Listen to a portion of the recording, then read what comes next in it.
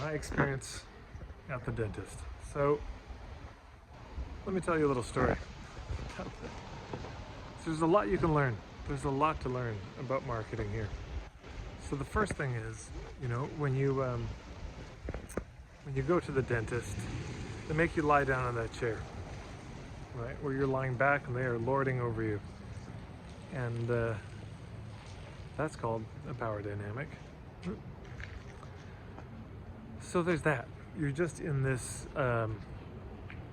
prone position. They put the bib on you, even when you don't need anything. You're just there to talk, and they still put the bib on you. And when you say, do we need this? This happened both times. I said, I went back for the refitting of a mouth guard. I'm getting to the story. And I said, yeah, do I need this mouth guard or this bib? And they didn't answer. They just continued to put on. Well, I'm just putting it on. That's called bad communication. So then,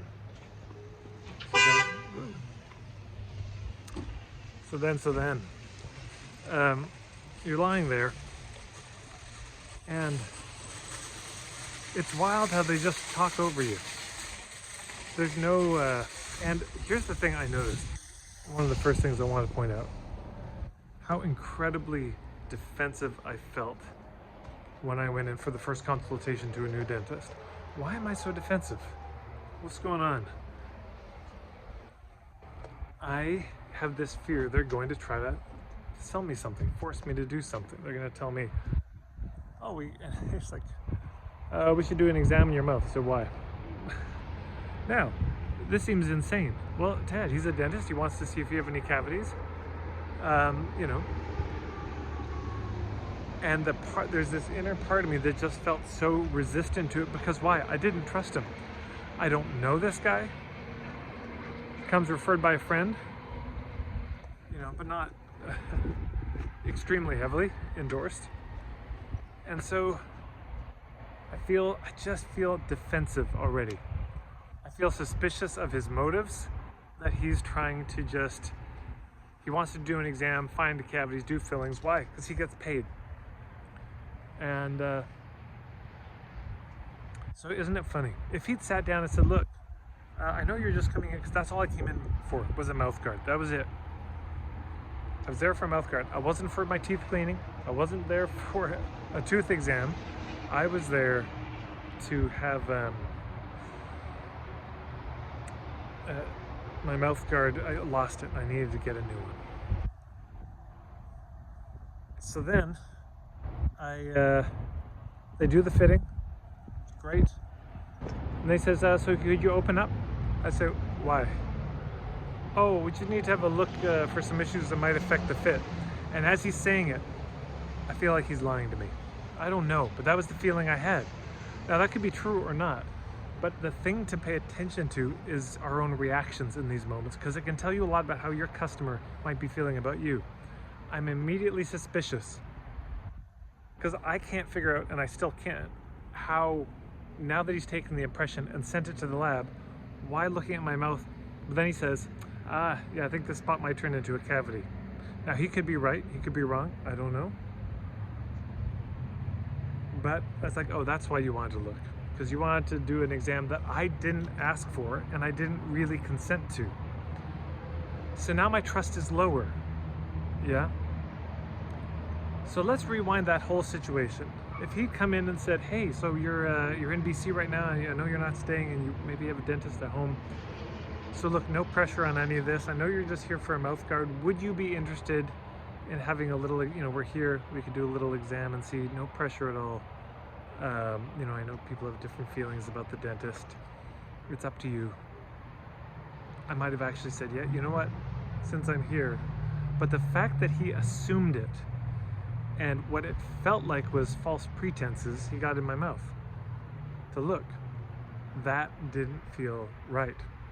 So then I come back for the mouth guard fitting, and it doesn't fit well. I got two of them because I lost one, and I was like, I'm just gonna get two, because if I lose one, I don't want to have to wait a month without a mouth guard, grind my teeth to smithereens. And one of them fits really terribly. I mean, it's just barely, it's painful. I can't make it through the night with it. And the other one's better, but still my teeth ache when I take it off in the morning. It's no good. So I come back once, and bless him, he's extremely courteous and helps shave it down, says, well, just try to wear the one that's most painful for the next 2 weeks, just so we can see where the problem is. And I come back today and I say, boss, I can't make it through the night with either of them. I mean, I got a crappy drugstore mouth guard, and I've just had to go back to that in the middle of the night. And now I can tell they're frustrated. And then it starts, oh, well, we usually don't do upper guards. And I say, okay. I do recall them maybe saying that. They said, you want upper or lower? I said, what's the difference? They said, well, the lower has clasps on it. And I just thought, and I'd never seen a lower. So I thought, no, I don't want clasps. I said, no, definitely not. I'll take the upper. Keep in mind, this is $1,200 for 2 of these. And when I come back, they say, yeah, well, I guess we're gonna have to just get it refit. And I said, look, you seem to talk about the lowers last time. Is that easier? Is that better? And they showed me the lower mouth guard, explained it to me. I said, okay, well, we could do that. I said, well, the lab may want to charge and it may be the same amount. And I said, but you sold me 2 things that don't work. Well, that's not really how it happened. And she just walked back in. So first of all, it's just not good bedside manner. It's not good communication. I felt just brushed off. And again, when I came back the second time, here's your bib. Do I need to wear this? I'm just putting it on. It's just a power move. We got to be so aware of this with our clients. I didn't feel particularly welcome, safe, comfortable, And so, I told them as I left, I said, whether or not I get one may depend on if I have to pay for it. But then she said, well, we explained that we don't normally do mouth guards. I said, but you never told me. You didn't say we don't do the uppers because they tend to be more uncomfortable. And the chances of them being painful are higher. And, the people come in for multiple fittings, and the lower guards we find are much easier, cheaper, more effective, whatever. If they'd made the case as to why, I might have actually been very open to that.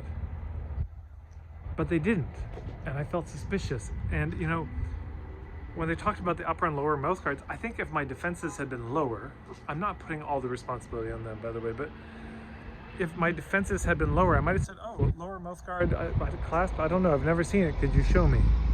But they made no case. And so now we're in a situation where I've got these 2 mouth guards I can't use. And now they may want me to pay for another one. Now, I may or I may not, need a mouth guard. I'll have to pay for it wherever. But I can tell you the indignance in me wants to take my business elsewhere and write a review. I probably wouldn't write the review, but that's the indignance in me. It's like, okay, is it gonna be like this? My business goes elsewhere. And here's the interesting choice that they don't know they're making. If they send me somewhere else, or if they charge me, and I decide to go somewhere else, I could leave a bad review. They make no money and they get a bad review. That's the risk. Again, I don't think I'll write a bad review because they're not terrible, but if they said, you know what, you're right, we should have engaged that conversation more, and we will in the future. That's a good lesson for us. We're going to own that. That's our fault for not having that conversation properly. So this mouth guard is on us. Thank you for your business. I would write them a 5-star glowing review. That's what would happen. And if people said, hey, I need a dentist, I say, I can tell you the one to go to and point them there. And I'm struck by how much of this comes from me feeling unsafe, scared I'm going to be pressured, so I'm not fully engaging in the conversation. So much of it comes from that. If they had gone out of their way to make me feel safe, to make me feel like, hey, no pressure, we really want to talk this through, see what the best solution is for you. Like, I know you say you want a top mouth guard and you've had one for the past decade. it's been working out for you, are you open to a pitch on the lower mouth guard and why we think it's a better option? It's like, look, we just find with these upper mouth guards, because they have so much more surface area, there's a lot more ways they can go wrong. It's harder to get the right fit. More likely they're painful. And we've just had troubles with this. On the lower, can we show you one? Have you seen one? No? Okay, let me show you. Are you open to trying? I bet you they could have persuaded me. But not when I was so on guard, so on defense. So when people see you for the first time, assume there's just suspicious as hell. Assume that they think that you are trying to save them. If you do a discovery session with a coaching client, assume they're walking in just defensive as all get out, you know? If they walk into your shop, assume that. Assume that they assume that the only thing you care about is selling them stuff.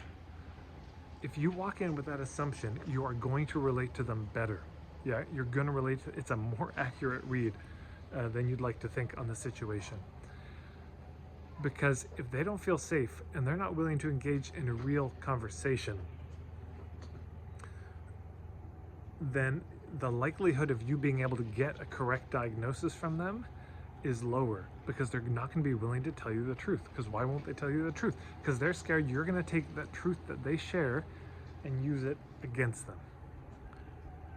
Anyways, there's lots to learn from these things. I just encourage you to learn from your own experiences when you are shopping places, when you're spending money. Go to school, notice how you feel, and take that and translate that into your own business. It's better advice than I could give you myself.